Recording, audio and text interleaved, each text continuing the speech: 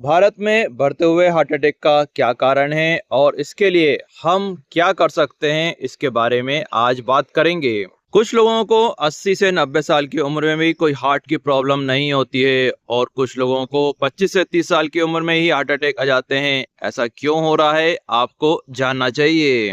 Heart attack के कई कारण होते हैं, हम इनको दो कैटेगरी में डिवाइड कर लेते हैं। 95% हार्ट अटैक जिन कारणों से आ रहे हैं उनके बारे में जानना और 5% हार्ट अटैक जो आ रहे हैं उनके बारे में जानना। हार्ट अटैक के जो 5% कारण हैं उनको कवर करने के लिए 10 साल भी कम पड़ जाएंगे, लेकिन जो 95% कारण जो हैं उनके लिए हम 10 मिनट में इस बात को समझ सकते हैं। ये जो 5% कारण है, अगर हम जान भी लें तो इनके लिए कुछ खास नहीं कर सकते हैं।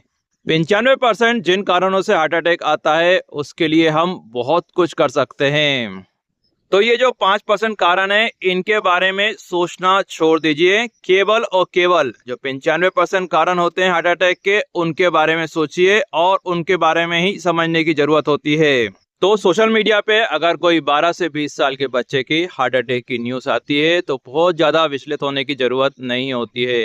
हार्ट अटैक के 100 से ज्यादा कारण होते हैं और ये जो 100 से ज्यादा कारण होते हैं ये 5% वाली कैटेगरी में आते हैं। इसके लिए आपको डॉक्टर के पास जाना होता है, चेकअप कराना होता है। तो आप 5% वाली कैटेगरी के बारे में बिल्कुल भी सोचना छोड़ दें, केवल और केवल 95% वाली कैटेगरी के बारे में ही सोचें।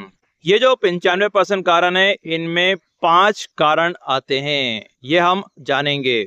और ये कारण है high blood pressure, diabetes, high cholesterol, बढ़ता हुआ वजन, सिगरेट, तंबाकू और किसी भी तरह के जर्दा तंबाकू का उपयोग। और ये पांचों बीमारियां इसलिए हो रही हैं क्योंकि अधिकतर लोगों को बैलेंस डाइट के बारे में जानकारी नहीं होती, यानी संतुलित आहार के बारे में जानकारी नहीं होती। भारत में 30 साल पहले इतने हार्ट अटैक नहीं आते थे, लेकिन अब आते हैं। इसका कारण है कि भारत में 30 साल पहले जो डाइट थी उसमें अधिकतर लोगों के खाने में प्रोटीन और फैट लगभग बराबर रहता था। अब भारत के अधिकतर लोगों के डाइट में फैट की मात्रा प्रोटीन से 2 से 3 गुनी ज्यादा हो गई है। हमारे खाने में प्रोटीन की मात्रा कम नहीं होनी चाहिए और साथ साथ प्रोटीन की जो मात्रा है फैट की तुलना में वो भी कम नहीं होना चाहिए। प्रोटीन और फैट लगभग बराबर होना चाहिए। फैट का मतलब होता है तेल, घी, काजू, बादाम। अगर आप बहुत अच्छी कंपनी का तेल का उपयोग करते हैं तो इसका मतलब ये नहीं होता उस तेल का उपयोग ज्यादा करें। आप चाहे लो क्वालिटी का तेल का उपयोग करें या अच्छी क्वालिटी का तेल का उपयोग करें, आप अगर ज़्यादा कर रहे हैं तो दोनों ही तरह के तेल से हार्ट अटैक आने की संभावना होती है। कुछ लोगों का ऐसा सोचना होता है कि शुद्ध घी है तो हम उसे ज़्यादा खा सकते हैं, रोज खा सकते हैं, लेकिन ऐसा नहीं है। शुद्ध घी भी अगर ज़्यादा मात्रा में लिया जाता है तो वो भी नुकसान करता है। ध्यान रखिए, तेल हो या घी हो, अगर आप ज्यादा मात्रा में ले रहे हैं तो वो प्रोटीन की भी कमी करता है और साथ साथ दूसरे पौष्टिक तत्व की भी कमी करता है और इसी तरह से वो हार्ट अटैक का कारण बनता है।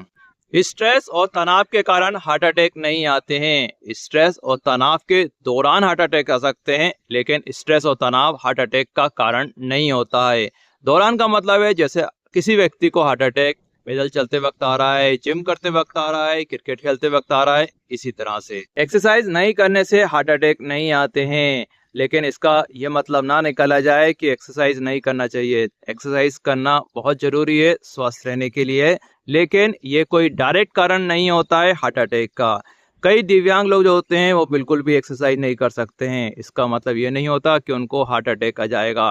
तो ध्यान रखिए, हमें एग्जैक्ट कारण जानने की जरूरत है जिससे कि हम इन बीमारियों से आसानी से बच सकें। खाने में मिलावट से कई बीमारियां होती हैं, लेकिन हार्ट अटैक बीमारी नहीं होती है। आपको इस बात का ध्यान रखना चाहिए क्योंकि हमें मेन कारण पता होना चाहिए। मेन कारण जो हार्ट अटैक का होता है वो होता है संतुलित आहार नहीं लेना। तो हमें संतुलित आहार समझना जरूरी है। प्रोटीन और फैट की मात्रा बराबर रखना जरूरी है जिससे कि हमारा भोजन बैलेंस हो सके।